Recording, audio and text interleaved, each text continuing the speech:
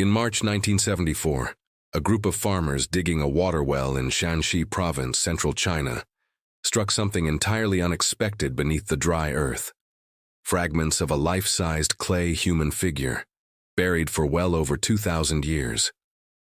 What these farmers had accidentally discovered would prove to be one of the most significant archaeological finds of the 20th century. A portion of an enormous buried army of terracotta soldiers, constructed to accompany and protect China's first unified emperor, Qin Shi Huang, in the afterlife. According to genuine beliefs regarding death and continued existence that shaped Chinese royal and imperial funerary practice during this historical period. Subsequent archaeological excavation, beginning shortly after this discovery and continuing in various phases across the following decades, revealed the true scale of the site. An estimated 8,000 individual terracotta soldier figures, along with accompanying terracotta horses, chariots, and various weapons, arranged in organized military formation. These pits were located near Qin Shi Huang's still largely unexcavated main tomb complex, a figure who successfully unified China into a single centralized empire. In 221 BC, he established the Qin dynasty, becoming the first ruler to hold the title of emperor, which would continue for 2,000 years. The Terracotta Army's discovery fundamentally transformed modern understanding of Qin dynasty, artistic, military, and administrative sophistication, offering historians an unprecedented physical window into this pivotal period that had previously been understood primarily through limited surviving historical texts alone. News of this remarkable 1974 discovery spread slowly at first, before eventually attracting the sustained international scholarly and public attention the site warranted. Formal, systematic excavation continues to this day, ensuring this accidental find remains a bridge to China's extraordinary imperial past. Among the Terracotta Army's most genuinely remarkable characteristics is the individualized artistic treatment given to each soldier figure, with archaeological and artistic analysis confirming no two terracotta soldiers share precisely identical facial features, a genuinely significant artistic and technical achievement that continues impressing historians and art historians studying this remarkable ancient sculptural project. This individualization extends across genuinely detailed variation in facial features, hairstyles, and, according to careful archaeological documentation, specific armor and clothing details corresponding to the soldier's apparent military rank and specific role within the broader army's organized formation, including distinct figures representing infantry soldiers, archers, cavalry, and military officers, each rendered with genuinely careful attention to the specific equipment and uniform details appropriate to their particular military role and rank. Historians and archaeologists believe individual craftsmen or small workshop teams were likely responsible for completing individual figures using a combination of standardized mass production techniques for basic body components, combined with individualized hand-finishing work applied to facial features. This represents a sophisticated combination of efficient mass production methodology and individualized artistic craftsmanship, remarkably advanced for this historical period. Some scholars have proposed the individualized faces may have been assembled from a more limited set of standardized component features, combined in varying arrangements, rather than each face representing an entirely unique individual sculptural creation from start to finish. Though the sheer scale of resulting visual variation across the thousands of completed figures represents a genuinely impressive technical achievement. Beyond facial features, archaeologists have documented genuine variation in figure height as well, correlating with apparent military rank, with officer figures generally constructed somewhat taller than ordinary infantry soldiers, reflecting a deliberate artistic and symbolic choice, reinforcing the Army's carefully organized internal military hierarchy through physical scale, as well as detailed uniform and equipment variations. Constructing the Terracotta Army required a genuinely massive, well-organized production effort, with historians and archaeologists studying this project estimating the total workforce involved. The workforce likely numbered in the tens of thousands of workers across the project's extended construction period. Archaeological analysis of the completed figures reveals a genuinely sophisticated production process, with workers first constructing each figure's basic body form. Workers used molded clay components for standardized elements, including legs, torsos, and arms, before individual craftsmen applied additional sculptural detail work. They focused particularly on facial features and fired the completed figures in specialized kilns at carefully controlled temperatures. This was necessary to properly harden the terracotta clay material into its final, durable ceramic form. The completed figures were originally painted in vivid colors. Historians and conservators studying preserved paint fragments confirm. However, most of this original coloring has faded or flaked away in the many centuries since the figure's original construction and subsequent burial. The gray-brown unpainted terracotta color familiar today actually represents the figure's considerably faded modern appearance rather than their original condition. Organizing and coordinating this genuinely massive production effort required sophisticated administrative and logistical management. Archaeological evidence, including maker's marks discovered on completed figures, suggests individual workshops or supervisors were held accountable for their specific work. This reflects organized quality control and administrative accountability systems considered remarkably sophisticated for this historical period. These systems existed well over 2,000 years before comparable accountability systems would become common practice in later civilizations. The horses accompanying the terracotta soldiers received similarly careful sculptural attention, with archaeologists noting genuine anatomical accuracy in their construction. This reflects detailed, direct observation of actual horses by the ancient sculptors responsible for this component of the broader project.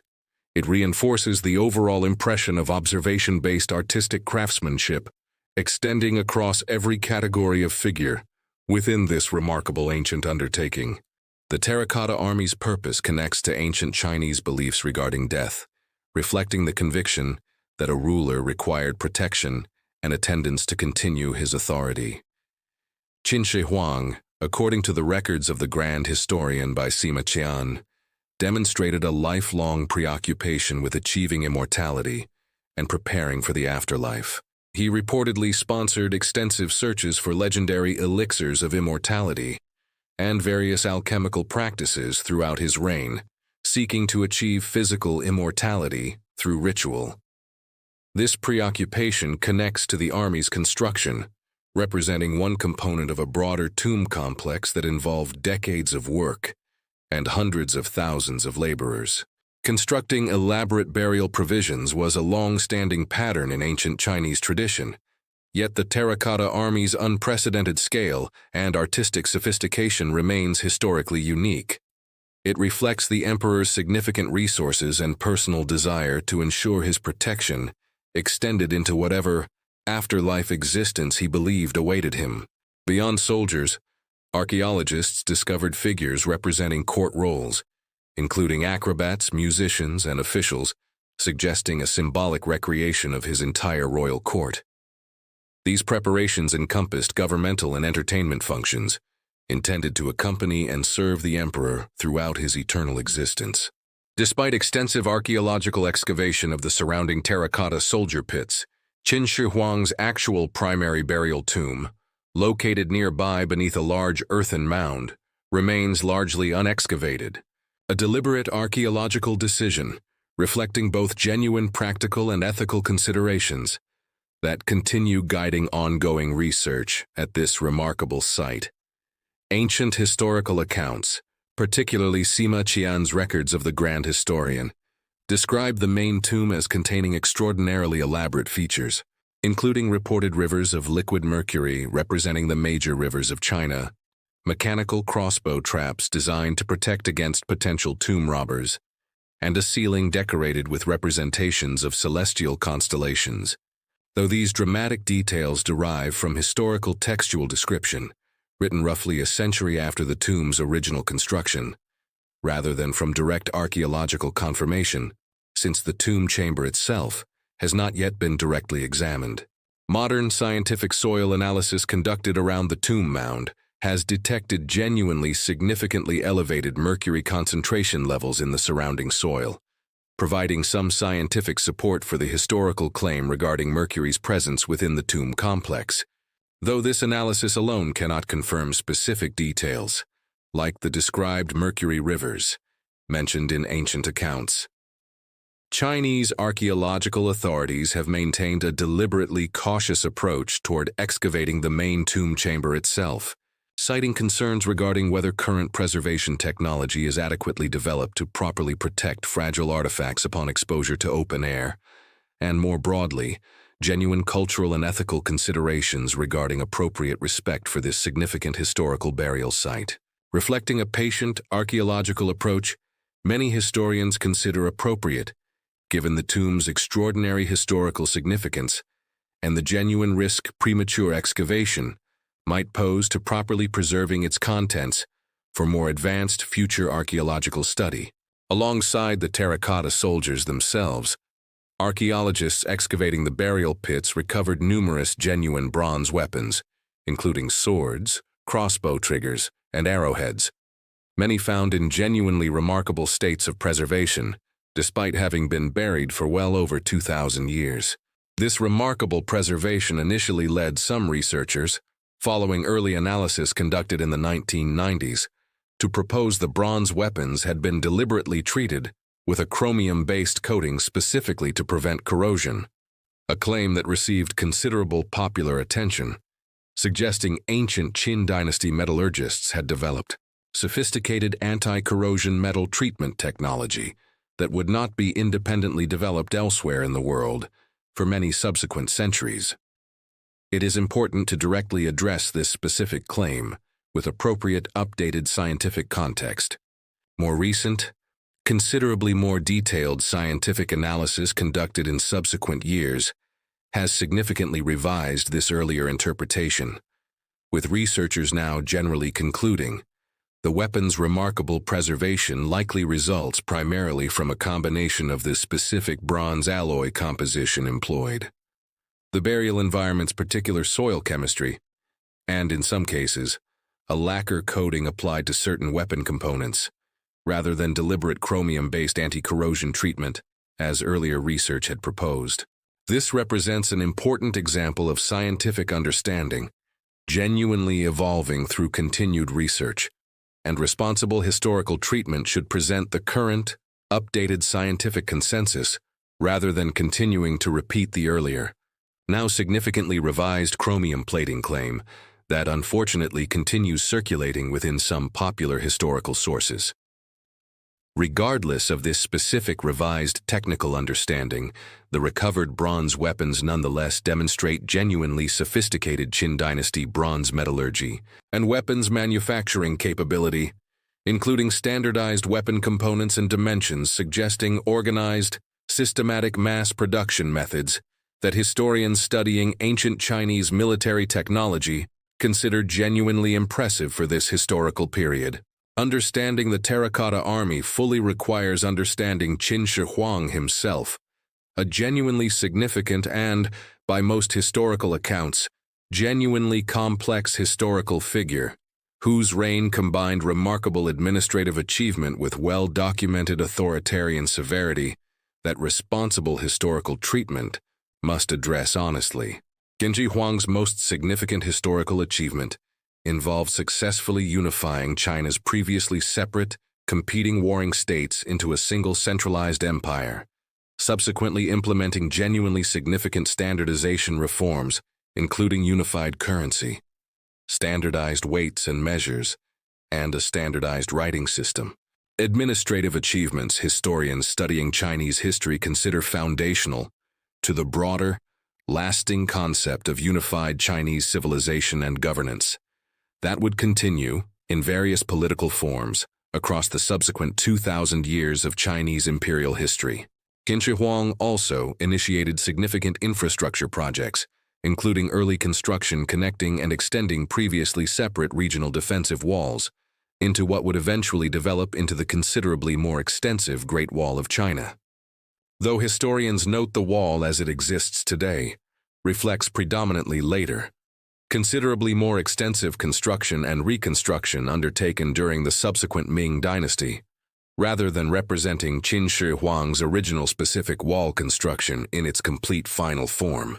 However, historical accounts, including Sima Qian's later historical writing, also document genuinely severe authoritarian aspects of Qin Shi Huang's rule, including reportedly harsh legal punishment for even minor offenses, forced labor conscription for massive construction projects, including both the Great Wall and his own extensive tomb complex, and a historically significant campaign of book burning, and, according to some historical accounts, execution of scholars whose philosophical or political views the emperor considered threatening to his centralized authority. Historical episodes that responsible historical treatment must present honestly, alongside his genuine administrative achievements, reflecting the broader historical complexity characteristic of numerous significant historical rulers whose legacies combine genuine achievement with well-documented severity and authoritarian excess. The Terracotta Army and Qin Shi Huang's broader tomb complex required enormous human labor to construct, and responsible historical treatment of this achievement must acknowledge the genuine human cost this massive construction project involved. Historical accounts suggest the broader tomb complex construction employed several 100,000 laborers across its extended, multi-decade construction period, with some sources describing genuinely harsh working conditions and significant laborer mortality connected to this massive, sustained construction effort, though historians note appropriate scholarly caution regarding the precise accuracy of specific ancient casualty figures, which may reflect some degree of later historical exaggeration rather than precisely documented contemporary demographic records. Ancient historical accounts also describe measures taken to protect the tomb's secrecy following its completion, including claims that workers involved in the final construction phases were themselves killed to prevent them from revealing the tomb's internal layout, a disturbing claim that derives from later historical textual accounts rather than direct archaeological confirmation, reflecting the broader documented pattern of authoritarian severity associated with Qin Shi Huang's historical reign. This genuine human cost represents an essential component of understanding the Terracotta Army's full historical context honestly. Ensuring appreciation for this achievement does not overlook the genuine human labor and suffering that its construction required. More than 5 decades after its initial 1974 discovery, archaeological excavation of the Terracotta Army complex continues. Significant portions of the site, including the main tomb chamber, remain deliberately unexcavated, using current archaeological technology and methodology. Ongoing excavation continues, gradually revealing additional terracotta figures and associated artifacts within the dusty earth. Archaeologists estimate the total figure count may exceed current estimates, as additional sections undergo methodical investigation across coming decades. Modern techniques, including advanced remote sensing technology, allow researchers to investigate underground structures without requiring immediate physical excavation. This provides valuable information without risking damage to fragile ancient materials that current preservation technology may not yet adequately support. This patient approach reflects contemporary ethical standards, prioritizing careful, technology-appropriate excavation pace over rapid discovery. Ensuring this site receives rigorous treatment will allow future generations of archaeologists to investigate with maximum care and scientific rigor. International collaboration has played a significant role, with Chinese archaeologists working alongside international scientific teams at the site. Teams contribute specialized expertise in areas including materials conservation, pigment analysis, and advanced imaging technology. This reflects international cooperation supporting the preservation and study of this remarkable, globally significant archaeological site. More than 2,000 years after their construction, the Terracotta Army stands in careful military formation beneath the earth of central China, a genuinely remarkable testament to ancient Chinese artistic, administrative, and manufacturing sophistication that continues offering historians and archaeologists new insight with each additional phase of careful, ongoing archaeological investigation. The Terracotta Army was formally designated a UNESCO World Heritage Site in 1987, reflecting international recognition of the site's exceptional significance. While millions of visitors now travel to the site annually, providing modern audiences direct visual encounter with this remarkable ancient military commemoration constructed at genuinely enormous human and material cost over 2 millennia ago. Understanding the Terracotta Army accurately requires holding multiple truths. Appreciating the extraordinary artistic and technical achievement thousands of ancient Chinese craftsmen accomplished in creating these remarkably individualized clay figures, while also honestly acknowledging the genuinely severe authoritarian historical context, including significant forced labor and documented political repression, within which Qin Shi Huang commissioned this remarkable but genuinely costly funerary monument. The clay soldiers, still standing in their organized ancient formation, continue silently guarding an emperor's tomb that remains, even now, largely unexplored. A genuinely fitting historical circumstance for a ruler whose life was defined by an unusually intense preoccupation with achieving lasting permanence and protection, extending well beyond his natural mortal lifetime. A goal his remarkable buried army has, in its own way, remarkably achieved.